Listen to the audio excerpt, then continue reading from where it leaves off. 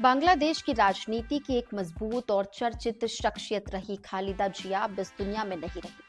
30 दिसंबर को 80 वर्ष की उम्र में उन्होंने ढाका के एक अस्पताल में आखिरी सांस ली।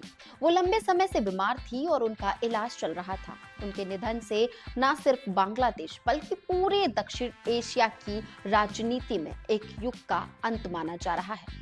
अगर उनके जीवन का शुरुआत देखें तो खालिदा जिया का जन्म 1945 में भारत के पश्चिम बंगाल के जलपाईगुड़ी जिले में हुआ था। उस समय उनका नाम खालिदा खानम पुतुल था। भारत पाकिस्तान विभाजन के बाद उनका परिवार पाकिस्तान के हिस्से में गए दिनाजपुर में बस गया। यहीं से उनका शुरुआती जीवन आगे बढ़ा। उन्होंने मिशनरी स्कूल और फिर सरकारी गर्ल्स हाई स्कूल से पढ़ाई पूरी की। इसके बाद साल 1960 में उनकी शादी पाकिस्तानी सेना के अधिकारी जियाउर रहमान से हुई।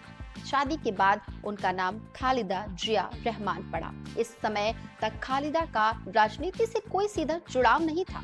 वो एक सामान्य गृहिणी थी और गृहिणी की तरह अपने परिवार और बच्चों की परवरिश में लगी रहती थी। उनके दो बेटे हुए, तारिक रहमान और अराफात रहमान।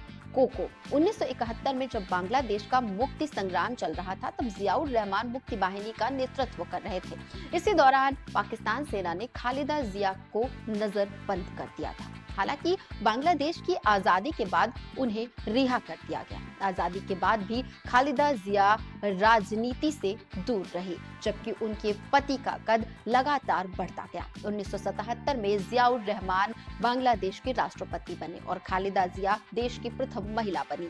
इसके बावजूद वे सार्वजनिक राजनीति में सक्रिय नहीं थी, लेकिन साल 1981 में जियाउर रहमान की हत्या के बाद उनकी जिंदगी पूरी तरह बदल गई। पति की हत्या के बाद उनकी बनाई पार्टी बांग्लादेश नेशनलिस्ट पार्टी यानी बीएनपी कमजोर पड़ने लगी। ऐसे समय में खालिदा जिया ने पार्टी को संभालने की जिम्मेदारी उठाई।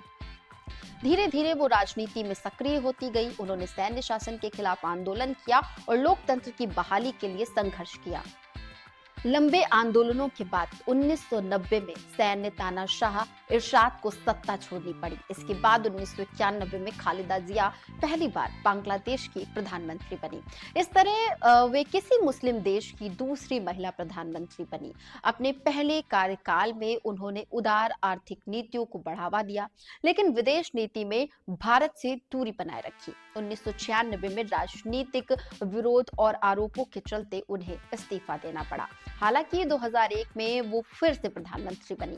अपने दूसरे कार्यकाल में उन्होंने भ्रष्टाचार और आतंकवाद खत्म करने का वादा किया, लेकिन जमाते इस्लामी के साथ गठबंधन को लेकर उनकी आलोचना भी हुई। 2006 के बाद देश में हालात बिगड़े और उन्हें सत्ता छोड़नी पड़ी। इसके बाद से वो ज्यादातर विपक्ष में रही। 2008 के चुनाव में उनकी पार्टी को बड़ी हार मिली और इसके बाद बीएनपी कभी सत्ता में नहीं आ सकी। 2018 में खालिदा जिया को भ्रष्टाचार के मामलों में दोषी ठहराया गया और उन्हें जेल भेजा गया। जेल में रहने के दौरान उनकी सेहत लगातार बिगड़ती गई। बाद में स्वास्थ्य कारणों से उन्हें रिहा किया गया। 2024 में उनकी सजा माफ कर दी गई, लेकिन बीमारी ने उन्हें कमजोर कर दिया और अब वो इस दुनिया में नहीं रही। आपका क्या कहना है, कमेंट करके बताइएगा जरूर।